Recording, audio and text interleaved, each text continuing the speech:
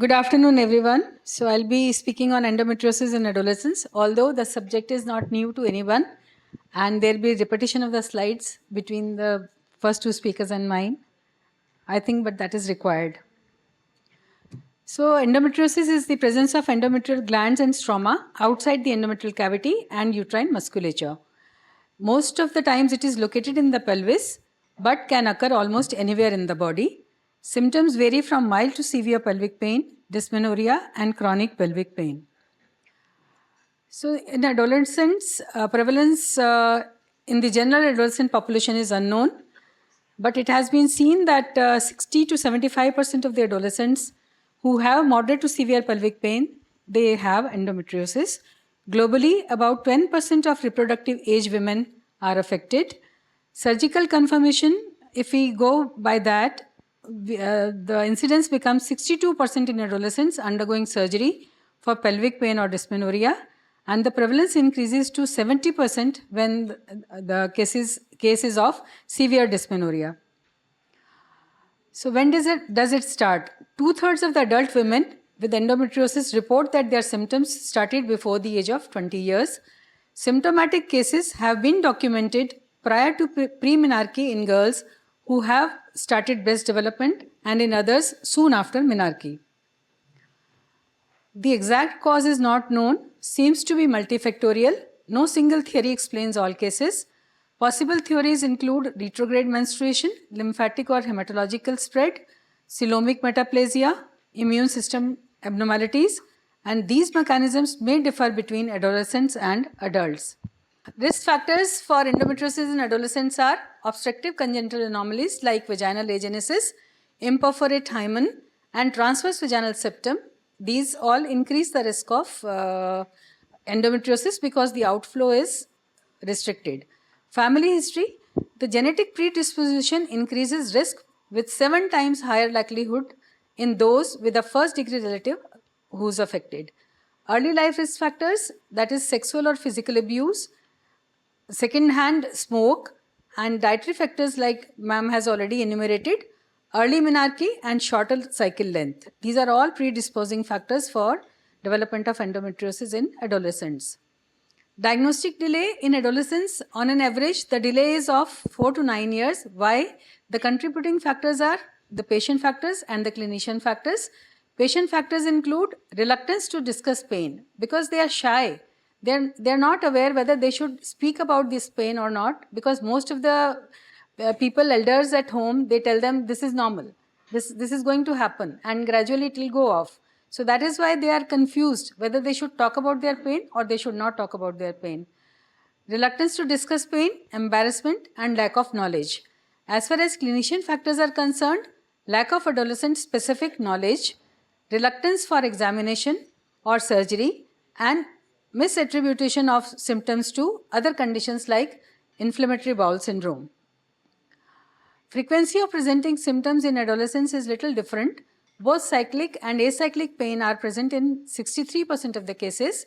Acyclic pain only is present in 28% of the cases. Cyclic pain only in 9%. Gastrointestinal pain 34%. Urinary symptoms 13%.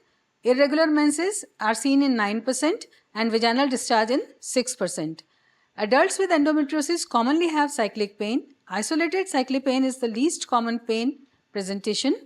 Chronic and acyclical pelvic pain, particularly combined with nausea, dysmenorrhea, dysuria, dysphagia, dyspareunia, is present. Deep endometriosis is less common in adolescents, and ovarian endometriomas and infertility are rare in adolescents. Although it says that, but we all of us have seen endometriomas, girls coming with endometriomas. So as far as history is concerned, it is very, very important as far as adolescents are concerned. The pain characteristics and impact, location of the pain, timing of the pain, cyclicity, quality, associated symptoms like nausea, vomiting, urinary or bowel symptoms, and or musculoskeletal systems, symptoms if they are present. Impact on daily activities like quality of life if it is affected, absenteeism from school, extracurricular activities if she is not participating, or if she requires emergency care, very frequently. Like in every cycle, she has to go to the emergency to take injections, as already has been mentioned. Other pain syndromes, like screening for coexisting conditions like irritable bowel syndrome, chronic pelvic pain, it should be done. Mental health screening, because of the pain, the adolescent does get mental symptoms like anxiety, depression. So family history, if the first degree relative is affected, then the chances are much more. So we should take that history also. Does anything make the pain better or worse? This history is also very important, so that if the other it gets improved with certain things, then we know that it is not the dysmenorrhea, it is something else. Exposure to abuse. It is very common these days for the adolescents to have substance abuse. So screen for history of abuse, which may be a reason for her pelvic pain. As we all know, what is primary dysmenorrhea and what is secondary dysmenorrhea? Primary dysmenorrhea tends to improve with advancing age and often improves after childbirth. Secondary dysmenorrhea tends to begin later in life, worsens over time, and improves with treatment or resolution of the underlying etiology. Disease progression, there are limited longitudinal data studies on adolescent endometriosis, but it has few studies are there which show that from stage 1 to stage 4 progression, it requires almost 5 to 10 years in case of adolescents. Advanced stage endometriosis is noted in older adolescents. Physical examination, the CDG recommends that before performing vaginal examination in adolescents, the susceptibility should be discussed with the adolescent. Because we cannot make it a blanket cover that even if she is adolescent and we are suspecting endometriosis, that we'll go ahead with the physical examination. We have to counsel the girl that this is essential to see her vaginally. If her symptoms are not improving with the first line treatment, but we cannot force her to have internal examination. She has to be counseled, as well as her caregiver, taking into consideration the patient's age and cultural background. On physical examination, one should focus on excluding other causes, pelvic masses or obstructive abnormalities. A patent outflow tract can be determined by placing a Q-tip into the vaginal canal to assess its length and rule out transverse vaginal septum or vaginal agenesis. Examination findings, once somebody is examining the abdomen of the adolescent, then the care should be taken to note down abdominal tenderness, where exactly it is present, whether it is present all over the abdomen or it is localized, masses if there are any present, hernias, prior surgical incisions, or hyperpigmentation from heat use. That will give you the clue that she has been having severe pain very often. So pelvic examination, as I've already said, emphasize patient comfort and preference. Visual inspection of vulva, urethra and vaginal introitus should be done. Bimanual and or speculum examination, if the patient is comfortable, we should do. If she is not comfortable, we should depend more on imaging modalities.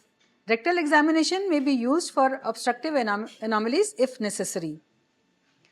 Ultrasound imaging, this is the first line modality because it visualizes uterus and adnexa and rules out other pathologies. Transvaginal ultrasound for those who accept it, and because many of the girls are sexually active these days, if they accept, then we should do transvaginal because it is more informative. Transabdominal ultrasound for those who decline vaginal approach. MRI imaging is used if ultrasound is inadequate or if clinical suspicion is high for advanced endometriosis or when uterine anomaly is suspected. MRI is not suitable as a first line screening test. So the summary of evaluation processes, it is a stepwise approach: history taking, thorough with family and symptom history; physical examination, focus on excluding other conditions; lab testing to rule out alternative diagnosis; imaging, first ultrasound, then MRI if needed. So the normal imaging does not exclude endometriosis in adolescents. If imaging is normal, it does not rule out presence of endometriosis in the adolescent. So the diagnosis overview is presumptive clinical diagnosis. For most of the adolescents, it is valid because it is based on symptoms, history and examination findings without surgery. It is common in adolescents who prefer to avoid surgery. So definitive diagnosis we'll come to know when ectopic endometrial tissue is confirmed via biopsy during laparoscopy, and the surgical staging is done during laparoscopy using ASRM scoring system. So the differential diagnosis, we have to rule out gynecological causes. First of all, unless proved otherwise, we have to rule out pregnancy, whether intrauterine or ectopic, STIs, pelvic inflammatory disease, ovarian cysts, ovarian torsion, gastrointestinal causes like appendicitis, inflammatory bowel disease, or constipation, urologic causes like cystitis, interstitial cystitis, kidney stones.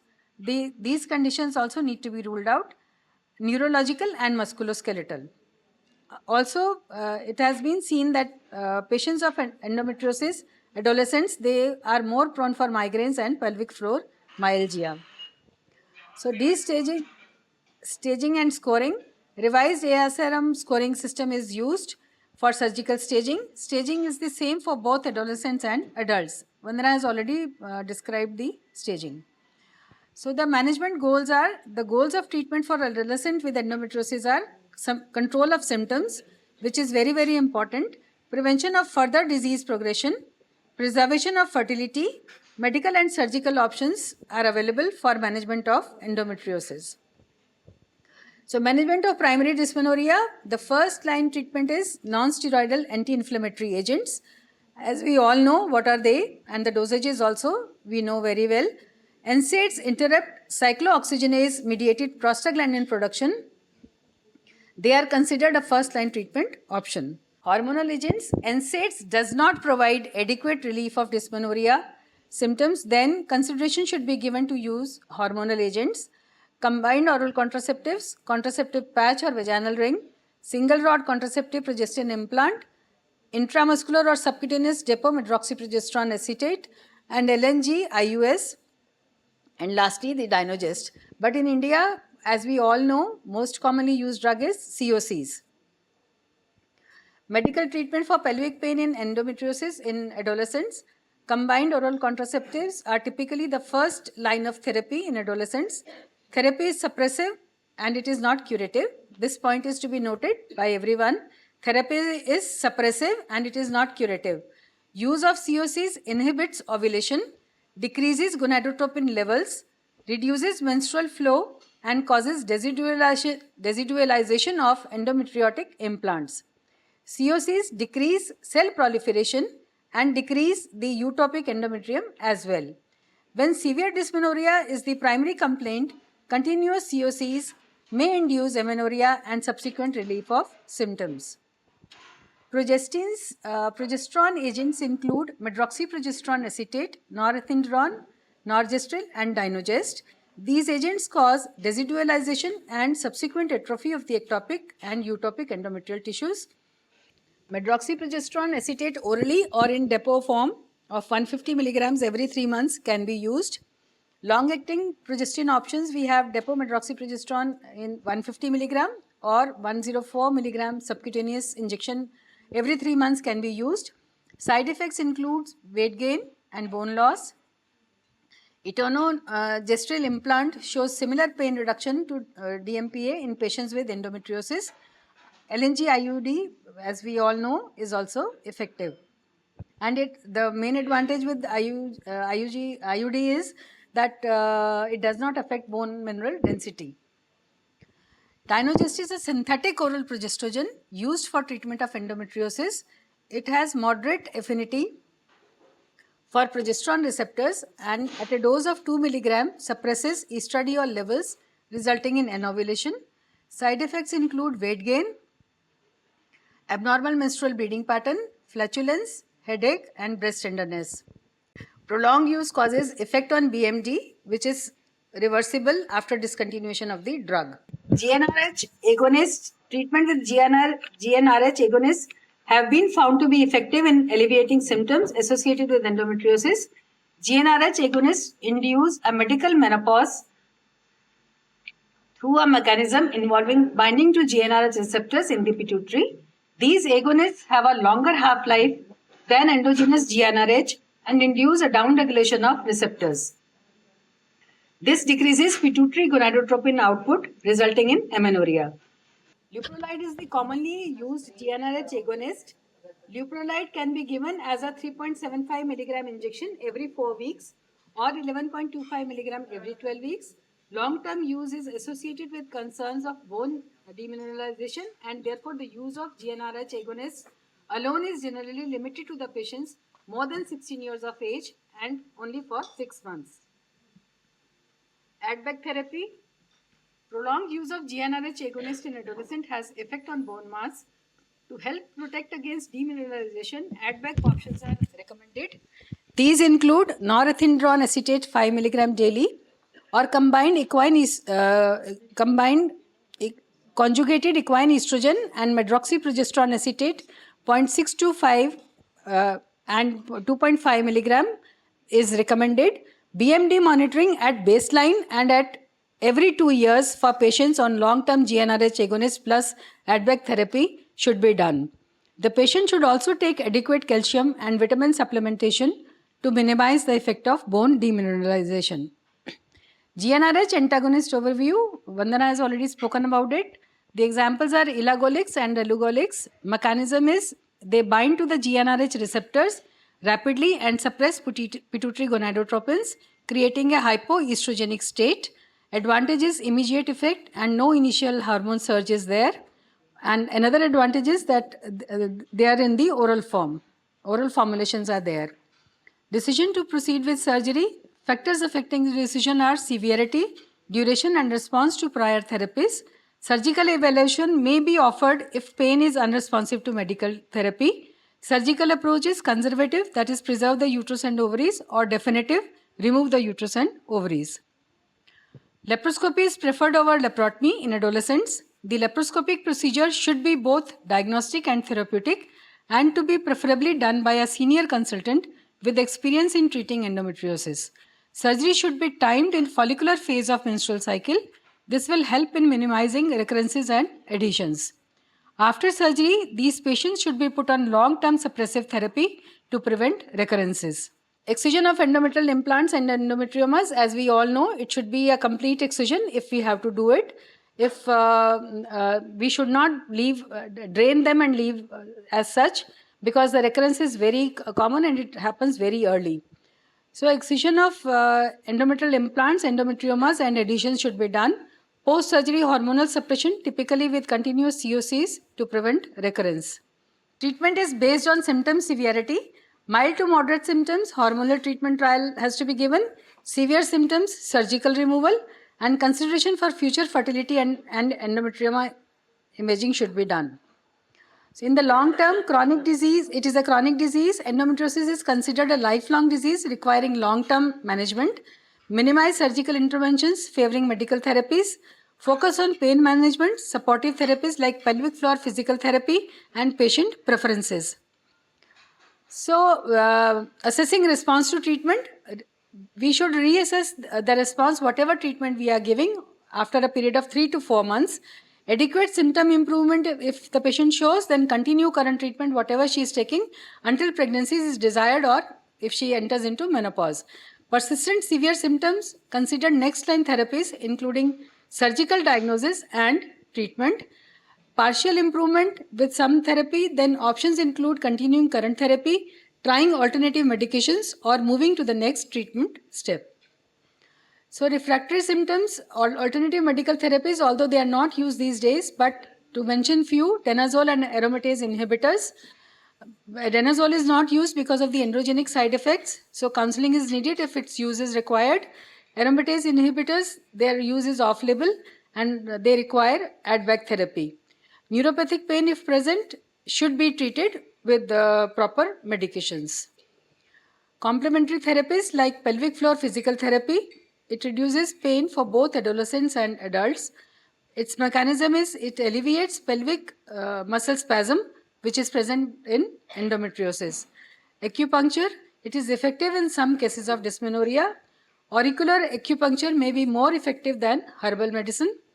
So diet, as ma'am has already mentioned, like green vegetables and fruits may lower the risk, and red meat and ham may increase the risk. although no specific diet has been recommended for prevention of endometriosis. So the key takeaways are individualized treatment, shared decision making between patient and healthcare provider is crucial for successful treatment. Treatment options include NSAIDs, hormonal therapies, GnRH analogs, and complementary treatments. Long-term management endometriosis requires ongoing management to minimize surgical interventions and improve quality of life. So elagolix, as she has already mentioned, GnRH antagonist treatment and bone loss, bone density impact. Elagolix bone density decreases by 0.5% to 2.6% with high dose therapy. Relugolix combination, minimal bone loss, less than 1% over 2 years. So if we compare it with GnRH and agonist like leuprolide, which causes 6% bone density loss over 6 months. Role of oocyte cryopreservation. Endometriosis adversely affects ovarian reserve. Ovarian endometriomas in particular contain a plethora of toxic agents such as free radicals that damage the ovarian reserve. There is a significant reduction of the pool of primordial follicles of affected gonads. Also, surgical removal of endometriosis invariably damages the ovarian cortex and brings down the ovarian reserve. So hence, experts are now considering the role of oocyte and ovarian cortex freezing in patients with bilateral endometriomas or patients with unilateral excision of endometriomas with contralateral recurrence. So follow-up, since endometriosis can be a lifelong disease, careful follow-up of the adolescents after surgical diagnosis and treatment is important. The findings should be explained to the patient and her caregivers. Patient should be reviewed every 3 to 6 months. During this time, her symptoms should be monitored closely and the girl should be educated about the possible long-term nature of the endometriosis and the need to minimize the number of pelvic surgeries. Thank you.